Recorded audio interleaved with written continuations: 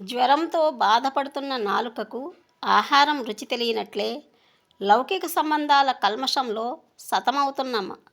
సతమతమవుతున్న మనిషి దైవాన్ని అర్థం చేసుకోలేడు. ప్రాచీన కాలం నుంచి మనిషి దేవుణ్ణి వెతుకుతూనే ఉన్నాడు. హిమాలయాలకు వెళ్ళి తపస్సు చేశాడు. సత్యాన్ని అర్థం చేసుకోవడానికి గ్రంథాలెన్నో చదివాడు. తీర్థయాత్రలకు వెళ్ళాడు. దేవతలను స్తుతించాడు. యజ్ఞయాగాదులు చేశాడు. ఆత్మానుభవం ప్రసాదించమని దేవుణ్ణి కూడా వేడుకుంటున్నాడు. ఎన్ని చేసినా చాలామంది తాము కోరుకున్న ఆత్మతత్వాన్ని పొందలేకపోతున్నారు. ఎందుకంటే అది ఎక్కడి నుంచో వచ్చేది కాదు, మనలోనే ఉంది.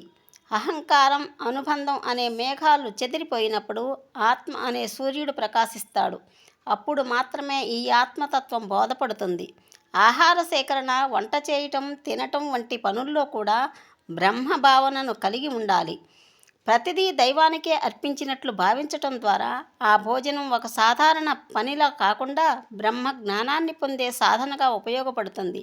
అర్పణే బ్రహ్మం, సమర్పించేది బ్రహ్మకే, దాన్ని సేవించేవాడు బ్రహ్మే, ఆనందించేవాడు కూడా బ్రహ్మే. ఇవ్వటం, తీసుకోవటం, పూజించటం వంటివన్నీ కూడా బ్రహ్మమే. అలా ప్రతి చోట దేవుడు ఉన్నాడనే అవగాహన పెంచుకోవాలి. ఈ భావనతో సేవ చేస్తే యద్భావం తద్భవతి, మనం ఎలా ఆలోచిస్తామో అలాగే అవుతాం అనే సత్యాన్ని గ్రహిస్తాం. సేవ ఎప్పుడూ సాధనగా ఉండాలి. సేవ చేసేటప్పుడు దేవుణ్ణి తప్ప మరెవరిని తలవకూడదు. ఎవరికి సేవ చేసినా దేవుడికే సేవ చేస్తున్నామని భావించాలి. ఆ క్రమంలో అహంకారాన్ని వదిలించుకోవాలి. దైవాన్ని అర్థం చేసుకోవటానికి అదే అత్యుత్తమమైన మార్గం. భగవంతుణ్ణి చేరటానికి అనేక మార్గాలు ఉన్నాయి.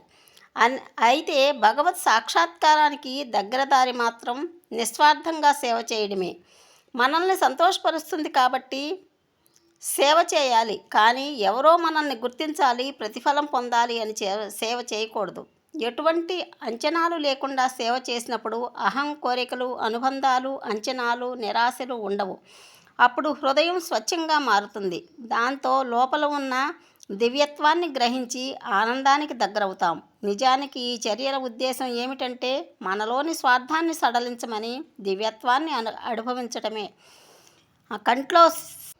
కంట్లో శుక్లం ఉన్న వ్యక్తి కళ్ళెదురుగా ఉన్న వాటిని చూడలేడు. అదేవిధంగా అహంకారం, అనుబంధాలతో నిండిన వ్యక్తికి అవి తన మూడో కంట్లో పొరగా మారి దైవాన్ని చూడనివ్వవు.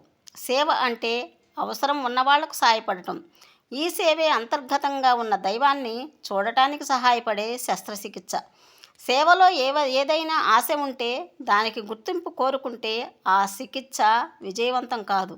జ్ఞాననేత్రాలతో ఎవరికి వారు వాస్తవాన్ని గమనిస్తూ భగవంతుడి సాన్నిధ్యానికి చేర్చే మార్గం మీద అవగాహన చేయాల్సిన సాధన ఇది. ఈ వీడియో మీకు నచ్చినట్లయితే లైక్ చేసి షేర్ చేయండి. సబ్స్క్రైబ్ చేసుకోవటం మర్చిపోకండి. Thank you for watching.